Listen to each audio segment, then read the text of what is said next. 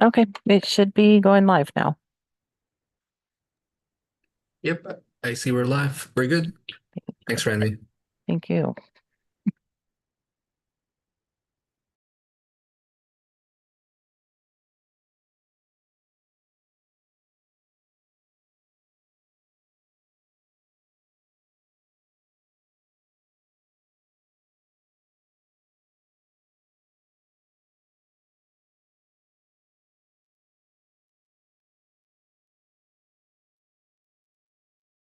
Morning. Good morning. How are you? Good. How are you? I'm gonna be okay. Great.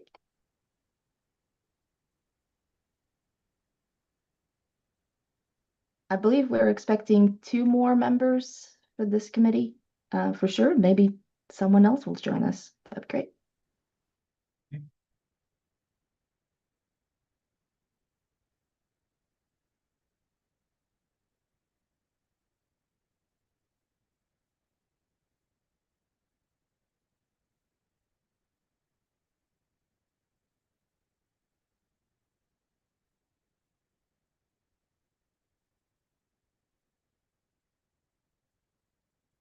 So, since we are simply considering these items, we could proceed without a quorum, could we not? I mean, I Correct. don't even know what's a quorum here. There's just so few of us.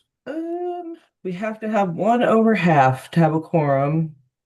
So that'd be four, but there are no voting items. Right. Yep, so we're okay. We just may have to vote on the minutes in the next two sets of Yeah. minutes Right. next meeting. Okay. So who are we expecting? We are expecting Todd Zimmer and Amber Schultz. Okay. We don't know about Ray or David or Keith. They all responded they would not be able to participate today. Okay.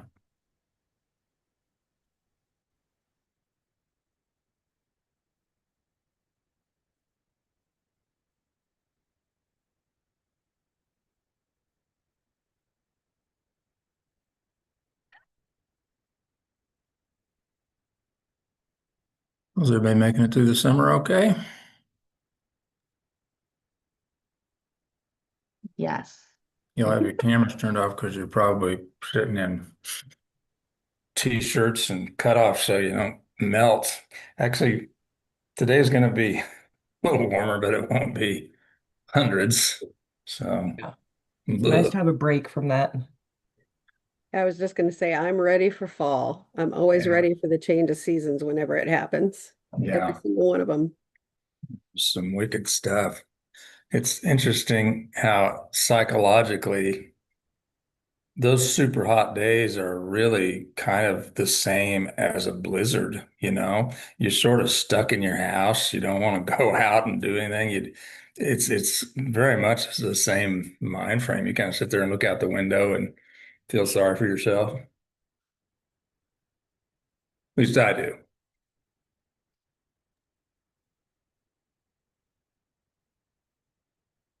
Well, I do, and my dogs also do. Well, my dogs feel sorry for themselves, you know, per se. That's in their DNA. There's always a complaint coming out of their corner. So heck with them.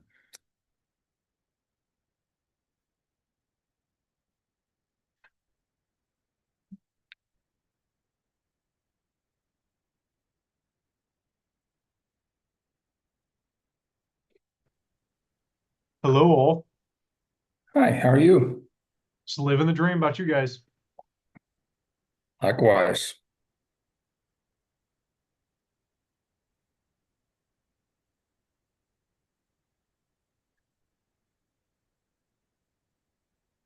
So I'm not really keeping up on who's here. I just keep seeing the big list of names, but will you signal me when we've got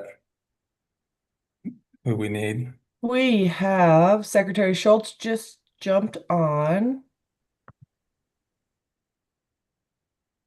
and yourself. It looks like we are missing member Zimmer. Okay. Do we know what that phone number is at the bottom? I do not.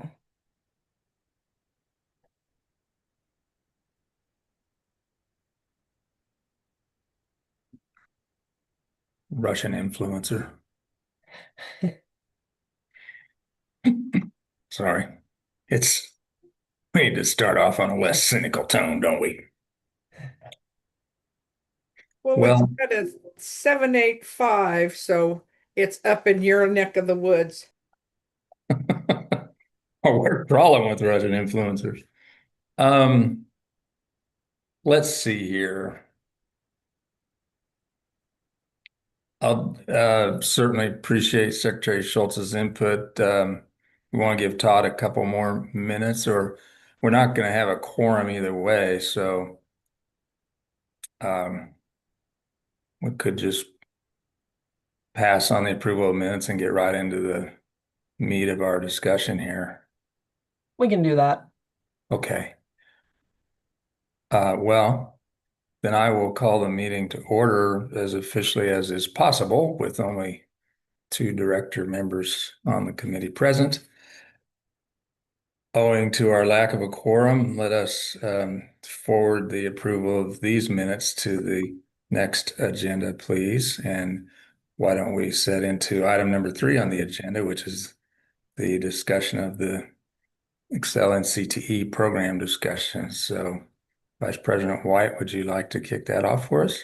Sure. And I'm just going to make sure real quick that we have the representatives from the community colleges and technical colleges on the line, because I do want them to Yeah. speak as well. So Yeah, this topic, we are not taking a vote today. It is something for you guys to consider, and the full TEA will have to take a vote at some point.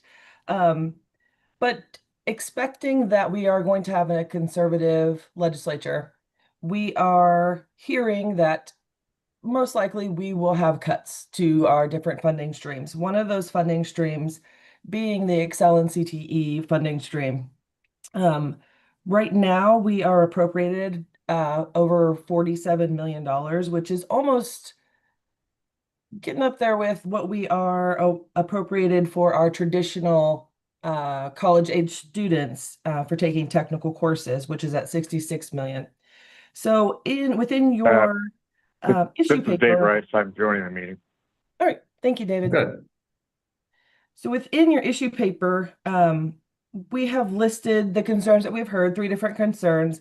One of them is about funding overlap with K-12. So while a student is taking a high school course that also receives college credit during the high school day at the high school, there is a perceived funding overlap. K-12 is getting the funding, and so is higher ed. That issue will come before you guys at a later date. We didn't want to confuse the 2 issues, so we'll separate those. So this issue is purely focusing on Excel and CTE and how could we, if required, focus our funding on students. What would be the most appropriate? So on June 6th, we did have a meeting, community college, technical colleges, and board staff to talk about it. So on page 5 and 6 of your meeting packet, you'll see some of the data that we used in thinking about how could we narrow in Excel and CTE. One of the first things that we discussed was limiting enrollment to juniors and seniors, which I think aligns with the original intent of the legislation. The second would be to align placement scores. So if a student were to enter into Excel and CTE, maybe we require them to take a reading score or a reading test and meet a minimum reading level. Another item we discussed is our fail rate. So we're 10% or above, depending on the institution. Maybe the student should take a sit-out semester. If they fail a course, maybe they take a sit-out semester. We also talked about alignment with their major. So we hear KSD talk about their individual plan of study. This is where the student is supposed to focus while in high school on a certain major or field. Maybe we tie their enrollment in Excel and CTE to that major. The other is support completion. So if you have a welding program, the Cert A, maybe we designate high school students as a major in welding, but focus them on the Cert A. That allows them to finish within a shorter amount of time versus focusing on the full AAS degree, which obviously will not help completion numbers. And the final item that we discussed was prioritizing the funding for Excel and CTE to the Promise Act programs. So we do know the Promise Act programs are high wage, high demand, critical need programs in the state. So maybe we limit funding to those programs. So with that, we did ask the community college and technical colleges to provide their feedback to the meeting, things we discussed in the meeting. The community colleges did report that they support the group's decision. The technical colleges did provide a letter, and that is attached in your meeting packet. And at this point, really, I want to open it up for discussion, but I want to let Amber, and if Greg is on here, I don't know if I saw his name on here, open that up to let them also discuss with you maybe further thoughts or correct me if I misstated anything. Amber, would you like to speak? Sure. Thanks, April. This is Amber. I'm the president at Cloud. I would just concur with what April shared. She did everything accurately or shared everything accurately as far as what we've discussed up to this point. I think the community colleges in general, we just really support looking at the different areas. I think just one point of clarification is that maybe out of those 6 potential changes or considerations listed there, we have prioritized that down a little bit because I don't know if it's, and I think April would and K-Board staff and technical colleges would concur, doing all 6 may be difficult or not feasible right away, so out the gate. So we did prioritize 3 of those, which I'd be glad to share, but really just appreciate the data and the work that April and Sharman have done to provide us with some more information on that. Just to discuss some of those priorities, or of the 6 there, of course, outside of the CEP discussion. The first priority, we had a KACC meeting, so that's our Association of Community College Presidents, last weekend at Cowley, and we had a really lengthy discussion on that. And one of those that if of the 6 that we would consider a priority is, as April mentioned, limiting it to juniors and seniors. We did kind of have a lengthy discussion with the caveat that maybe we look at CNA. Only because there are, if you look at the data, there are some sophomores that do complete their CNA license. And when you live in a rural area, a lot of those students are working in rural nursing homes. And so we don't want any unintended consequences with that. But another one that we looked at, of course, and agree with as a priority was the prioritizing the funding for the Promise Act programs, specifically because they are those high demand workforce jobs in Kansas that we want to make sure that we really are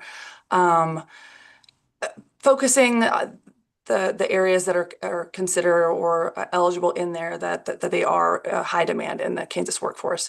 And then 3, just looking at those students that the failure rate each semester and making sure there's a little bit of accountability there.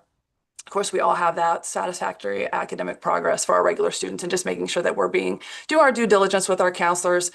So we understand that there is some complexity involved in there and having some sort of a policy. So again, as April said, we're just having a very early discussions on what makes sense to look at and how maybe we could be thoughtful in any sort of proposed changes that may help align with what our legislators have concerns over. But I, again, just want to say I really appreciate the work of April and Sharman, and also the technical colleges and having an open discussion, and all realizing that we really do want to try to align as we move forward. I do think it could be helpful to look at, we're all trying to look at our own individual institutions, but if we looked at if there are some of areas where we see completion by program by institution or failures by program by institution, maybe we could find some outliers as community colleges. We discussed that, I look at our data, I try to catch those things. But if we did have someone in our sector as a president, we would want to know. And that might be something, I don't know if K-Board staff can access a little bit more easily than we could, obviously, having all of the institution's data. But that's really our goal, and this is just to make sure that we're serving students in the intent of the law and in receiving education in those high demand areas in Kansas workforce, but also being as efficient as possible with taxpayer dollars. So with that, thank you, April, for letting me have the opportunity to talk. Sure, and Amber, Amber, this is I- Curtis. Oh, hi, Curtis. Real quick point of clarification.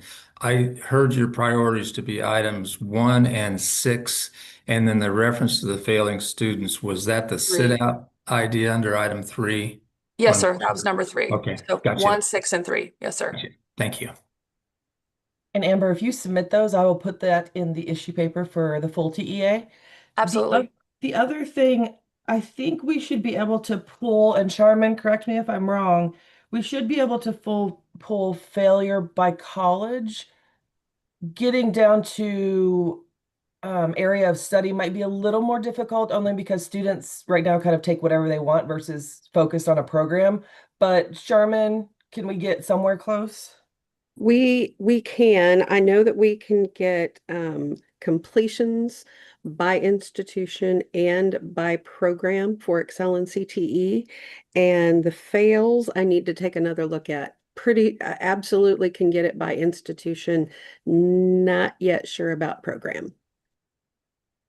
Mr. President White, Yes.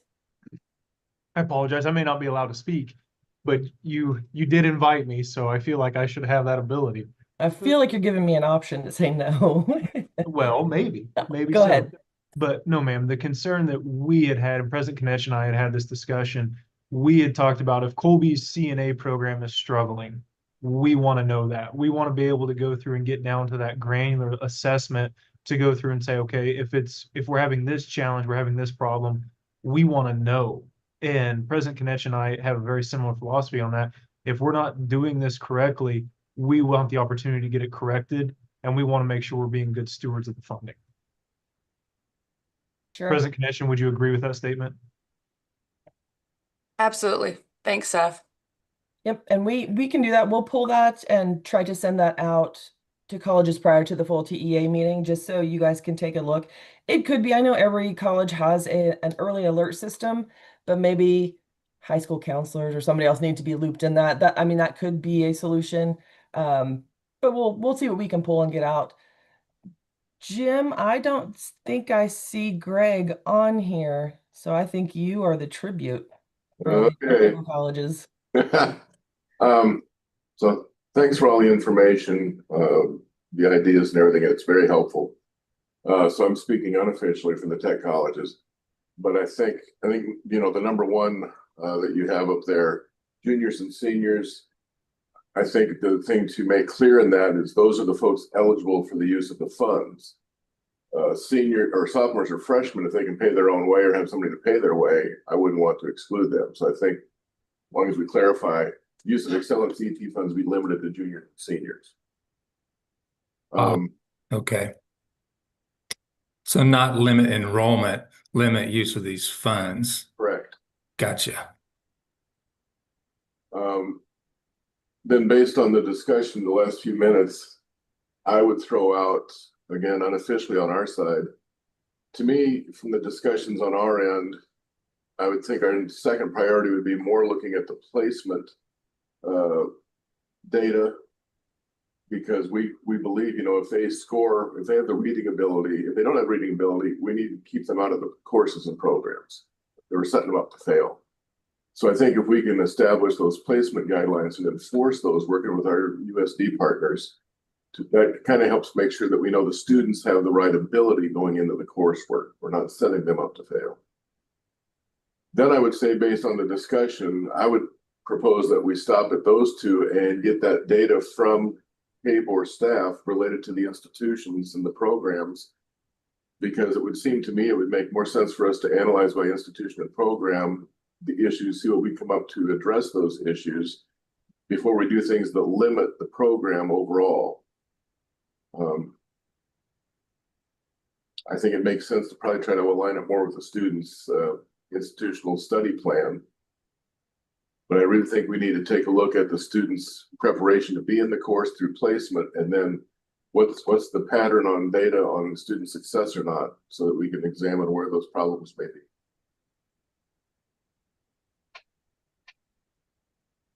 So I may request that Dr. Lane join us for that.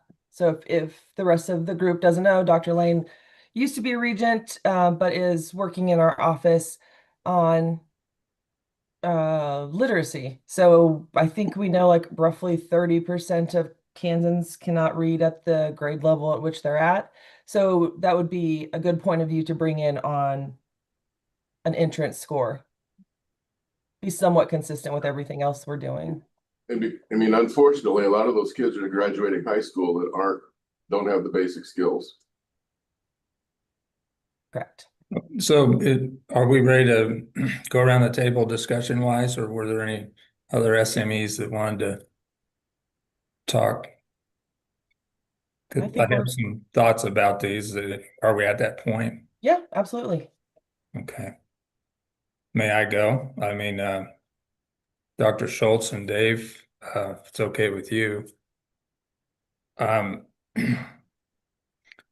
lot of this has an intuitive appeal to it, so I'm not recoiling from most of these suggestions, and I certainly am not second guessing the people from the institutions who met and put these together. 'Cause it's not like I have all these better ideas, but as I read them over, there were a few of them. It was tough for me to link the proposal back to a data supported concern.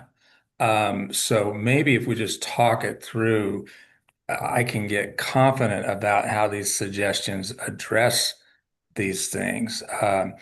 And Jim, I think you just sort of alluded to, I think you said in a more eloquent way what I'm kind of wondering about. Item number one, I think makes perfect sense. But the item number two, obviously we don't want to send people in who don't have the skills and set them up for failure, but do the data suggest that that's a issue? I mean, how is it that that's something to be addressed here? And I'm just gonna make one quick comment and then I'll open it up to Jim and Amber. But we do have, I want to say in the healthcare specifically, students do need to read at an 8th grade level to be enrolled in that class. Okay. So I think we were kind of using that as a possible benchmark. If they cannot read and comprehend below an 8th grade level, they most likely wouldn't be successful in that course. And furthermore, they could hand somebody a medication that's wrong, causing harm. So reading comprehension is very good for especially healthcare, but Amber and Jim, I want to open it up to you guys. So part of what I have is anecdotal, part of it is gut. But I think the data will reflect some of this as well.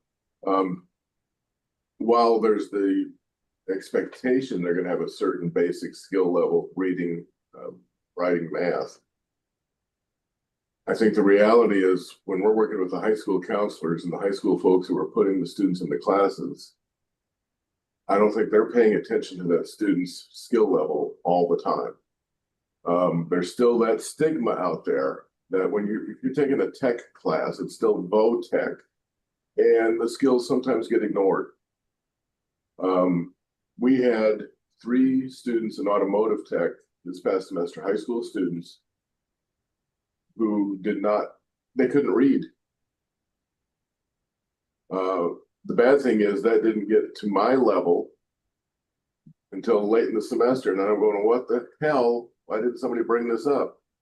But it was because the high school folks, and I don't want to blame them, but they're not paying attention to that skill level because it's tech classes. So a lot of it goes back to that basic stigma. Vo-tech, anybody can do it. Okay. Would the community college people, is that parallel to your experience? That's very helpful, Jim. Chair Sneen, this is Amber again. I would agree with what April said about the healthcare industry. I think that, of course, overall, we do see different issues from different high schools, but I think this is an area that definitely Cindy Lane would be able to provide us some guidance on what would be a good recommendation for that, because I don't know that we really know the best way to move forward. We just think it's maybe something to look at further. Okay. I can't, there's nothing there to disagree with, and I'm not disagreeing. My only thought is that I think if I were a legislator and these 3 point, this point concerns 2 and 3 that were identified in the memo here, I think this one, my response would be, well, yeah, that almost sounds like a price of admission thing as opposed to a solve for something that we've raised up here. No criticism there. I'm just, again, trying to map these back to the legislative concerns that were identified. And So, Chair Sneeden, as Jim was talking, I was actually thinking a student could be harmed too if they Sure. cannot read. yeah, You know, if they're in an automotive and I am not an expert on anything car related, but you mess up a lift, you get something in your eye, something like that, you can be harmed. And sure. now our schools might be liable when there was no quality control on entry. I know Okay. that sounds horrible, but for their safety too, there could be problems. The other thing that we want to consider is while these students are in high school and taking these courses, they are starting a college transcript. So there is unintended consequences if a student continues to fail. Once they graduate high school, they could technically, I think, be on financial aid probation due to their GPA. So Yeah. there's some unintended consequences with high school students taking college courses that maybe they're not ready for. And that, Quality control on entry is, for me, sums up what we're saying, and that is impossible to argue against, if you ask me. So I hear you now. and that's why in our letter, we said we need to get back to enforcing the guidelines in the legislation. Yeah, The program's become so popular and overall successful. Let's not lose sight of that. But gotcha. those kind of things oftentimes lead to some non-intentional issues, Right, quality issues. So Okay. I really think if we tighten up and enforce, numbers 2, and I would say 4 and 5 on that list up there, go back to the legislation. So if we tighten those up, and then, like I said, I don't think we'd have a problem with just juniors and seniors getting the Excel funding, but I don't want to eliminate freshmen or sophomores if they can pay their own way. Gotcha. Okay, so may I ask maybe 2 more kind of thematic questions that again I'm just poking here to try to see how it is that this solves for those concerns. Item 4 and to a slightly lesser degree, item 6. I'm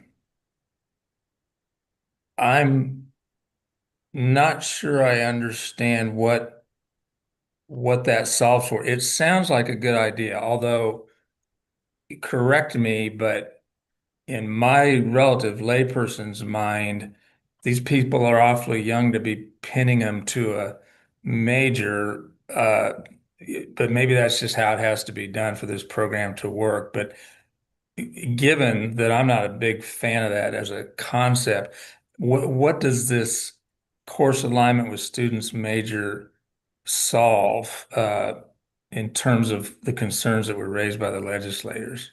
Well, if I may, Please. there are issues. High school students sometimes are wanting to get out of taking a speech class or another math class or a composition class, and they work again. The high school staff are often overworked. So they're opting to take a tech class just to get out of a different class. That fact of life, that's happening. Is it the majority of the time? No, but it's happening. So again, aligning with the student's major, if you will, in that plan of study just helps reinforce that they're doing this for the right reason, to explore and advance or through an early college model to get that skill. Okay, that makes sense. So I shouldn't read into that we're hardening up. We're making the decision of the path they're choosing, like raising the stakes on that. We're just saying, look, you need to be here for the right reasons. Right. Okay. And I would also say we're focusing a student for a semester. So their individual plan of study in high school is supposed to be a career field that they're interested in. They're supposed to list that. So yes, there's a little bit of exploring, but what we shouldn't see, and in a perfect world, is people taking one cosmetology course, one welding course, one automotive. Of course, that's going to reflect in completion numbers, which it was a concern of the legislature of why people aren't completing. Well, if they're testing the waters, it's going to be a lot harder to complete. if they're focused at least one semester, so maybe the first semester they're focusing healthcare, they decide that's not for them. Next, manufacturing. At least they're focused for one semester on, do I really like this area or not? Okay, so it's about focusing for a semester, not dabbling within a semester. Correct. Focus, yeah. Okay, and okay.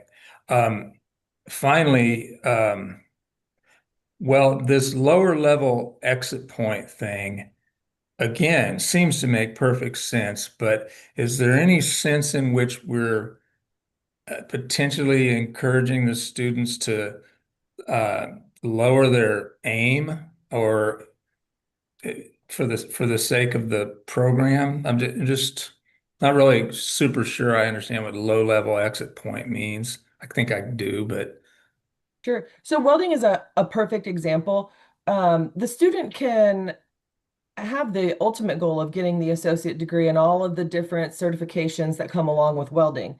But we've also broken it up kind of by semester. So first semester, a student can complete, the institution gets to count them as a program completer, but they also get several industry credentials, which they could go work. Or they continue on to that second semester of that first year, become another completer for the college, get more industry credentials, can go work. So it's really, I think welding is probably one of the best aligned programs for what we're talking about. That lowest exit point allows you to focus, receive industry credentials that can obtain employment, or you can continue on in the program, whichever you want to do, but we're setting you up for either one. so Dr. Schultz apparently has a question, but would it be okay, Doctor, if I tried to pull that thread out a little bit further, because I'm not sure I understood that answer, because it sounds like, to use a metaphor, so some programs the elevator takes you right to the fourth floor and there you go, and some you can get off at the second, third, or fourth, and you're suggesting that second type of elevator is good because it allows for higher likelihood of completion. But isn't that more about the programs as opposed to the students? And do you run the risk of trying to shuffle the students over to the second type of elevator? I'm sorry if that's I'm going to say yes and no. okay. We've successfully had students go through it. CNA is an example, as is welding. They get a welding A certificate that satisfies almost every employer that does welding in the area for that entry level skill. They'll get that job, then oftentimes the employer will reinvest in that student to get more training. CNA, again, it's the less expensive investment to find out, one, do I like healthcare? The jobs are there for sure. The pay is coming up, but we had a discussion this week with some of our other medical providers, and they want to recruit CNAs into becoming surge techs and other fields. So that multi-step elevator actually offers more options for students than the straight to the top. Right. Okay. Dr. Schultz? And forgive me because I missed the last meeting that we had. I had put in the chat, this is just an exercise in case we're asked to reduce, right? This is not a proposal to send forward. Right now, the committee is reviewing the recommendations, knowing that we're most likely going to take a cut. And what we would like to do, instead of having an arbitrary cut the funding by 20%, is we have ways that we can reduce this and clean up, basically how I've been saying, is our side of the street, to show good faith to the legislature, to say we're gonna essentially with these things cut ourselves, so don't cut us any further. Does that make sense? No, it makes sense. I guess for me, that goes against my philosophy on how to approach budgets, with just my philosophy being never voluntarily cut yourself. Now, I 100% agree, looking at things for efficiencies and realignment, 100% behind that. Take it for what you will, and I do have to drop off here in a few minutes. But with the push to expand the workforce skill development from the federal level, to me, we need more investment. And so perhaps you could do a different alignment. Like we are cleaning this up, we are aligning, but in order to meet the future needs of the workforce for the state of Kansas, we actually want a budget increase. But we have realigned things. And then,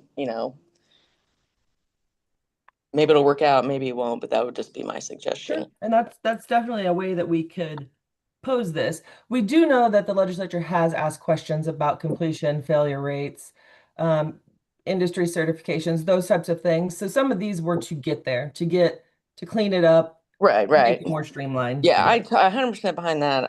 But I never think that voluntarily saying we'll cut our budget, because you'll never get it back. Oh, yeah. Good point. And before you get off, Dr. Schultz, since we now have three of us, I think we could go back and approve those minutes real quick, but Okay. I don't want to detract Okay. from the This is conversation. Dave Rice. If I could jump in a minute. Please. The advantage of being old is I was around when this legislation was passed, and I agree that the intent was juniors and seniors, but there was quite a bit of discussion originally about sophomores, and I think colleges were discouraged from enrolling sophomores. So I agree.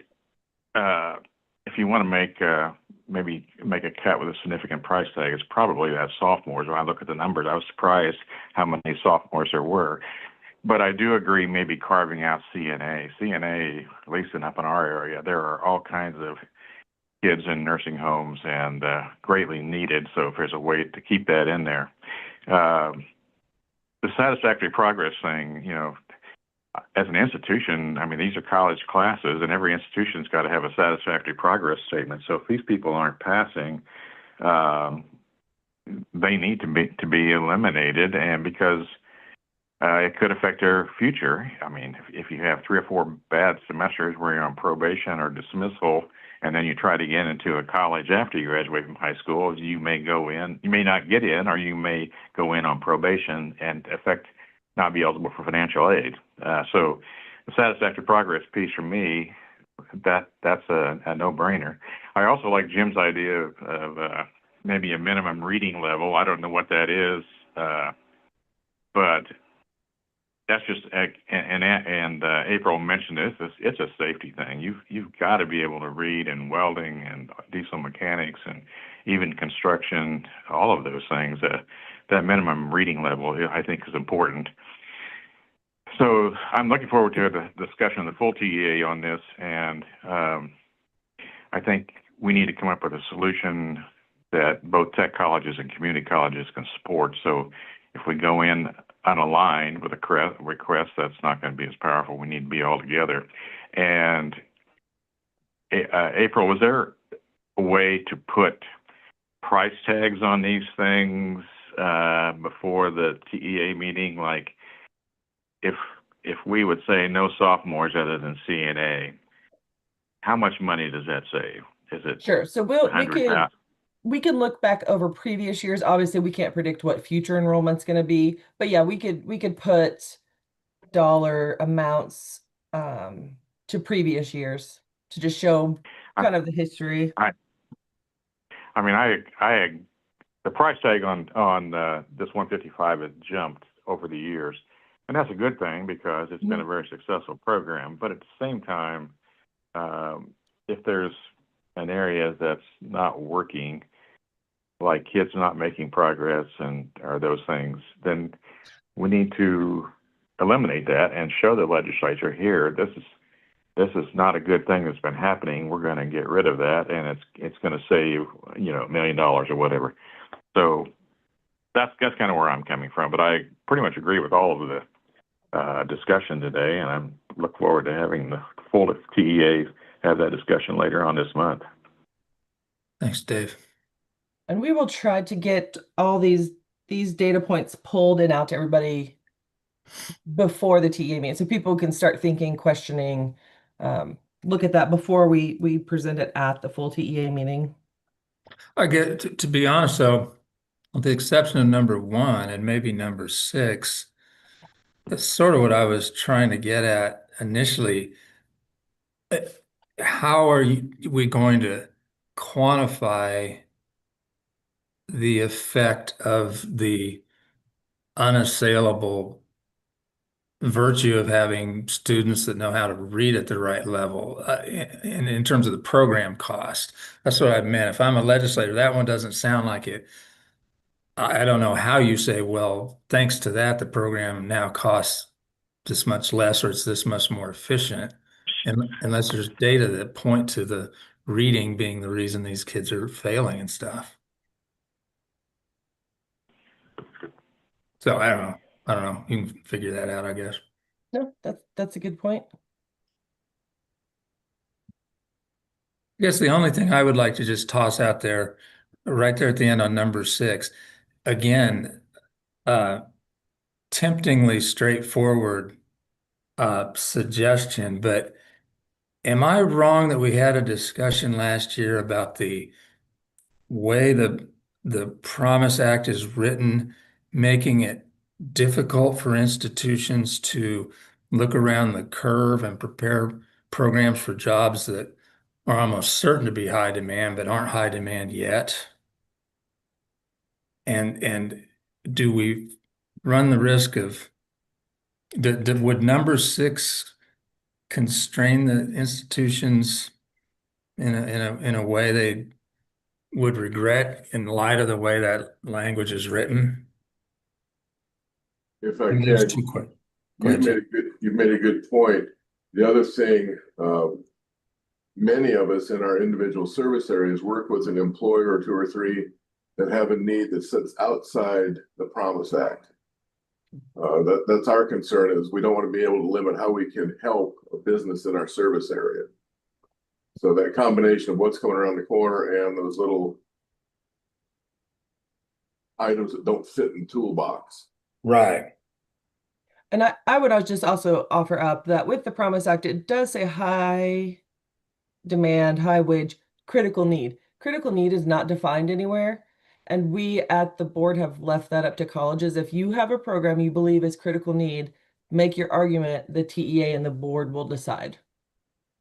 But we're not going to offer a definition for critical need because that's impossible. We're not going to please everyone. So we leave that open to colleges. It was a future state issue, as I recall.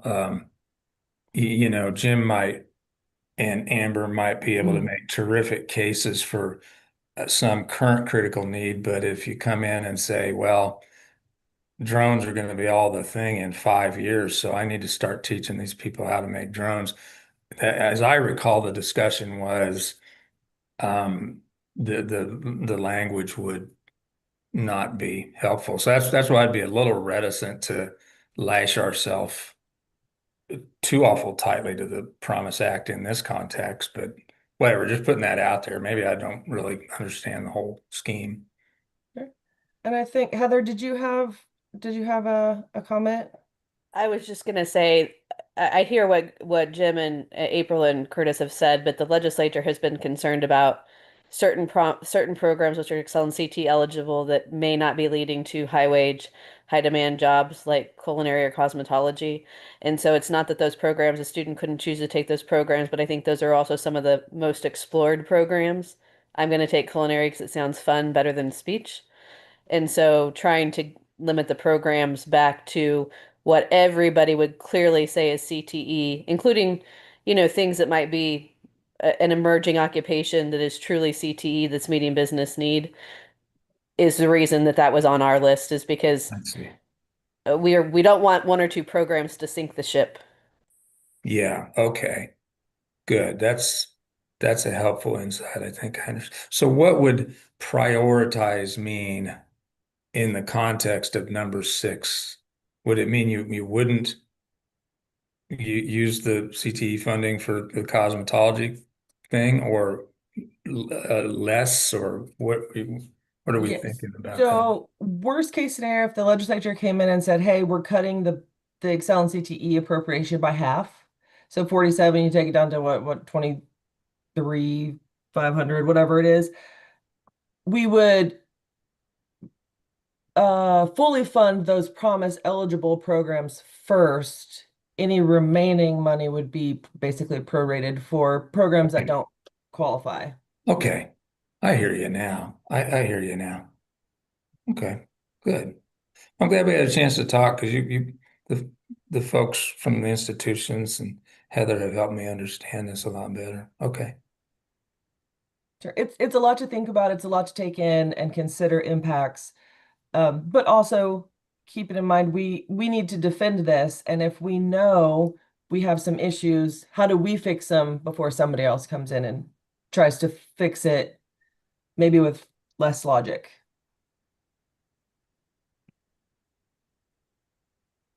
Yeah. Well, did anybody else have any other input? Dave? I think maybe Dr. Schultz hopped off. She did. Okay. And she did comment that she approved the minutes if you do want to go ahead and do that. Well, we're gonna have to hold them for next time because we need one over half. And we only had Oh, 3. So okay. we'll have to hold the minutes for the next meeting. Oh, because we have 6. Yep. Okay. Well, this has been a good discussion, and I think that I'm sure Dave and I know when we go into the broader thing, we'll have a little better grounding in what y'all were thinking when you came together and pulled this together, and we'll be able to help the discussion at the broader meeting, which I Sure. think is about all we can accomplish in this setting. So, Yep, and the Program and Curriculum Committee will also talk about this later on today, and we'll bring all of that, the data requests, the comments back to the full TEA later this month. There doesn't have to be a decision at the August TEA meeting. We can talk about this until we're comfortable, but yep, wanted you guys to be aware, start thinking about the recommendations that the colleges have offered up, and what would be further recommendations from the TEA. perfect. Well, is there any other, if nothing else about that discussion, I take it, no other business for our committee. So just a reminder, our next meeting is October 9th. And unless there's something, I'm kind of looking to make sure nobody has their hand up and I'm missing you. Jim, Amber, anything else you would like to say before we break? Okay, No, thank you though. good. Well, I think I will adjourn the meeting then. So thank you all for your time this morning. Thank you. We'll see you at the TEA meeting. Bye. Thank you. Bye-bye.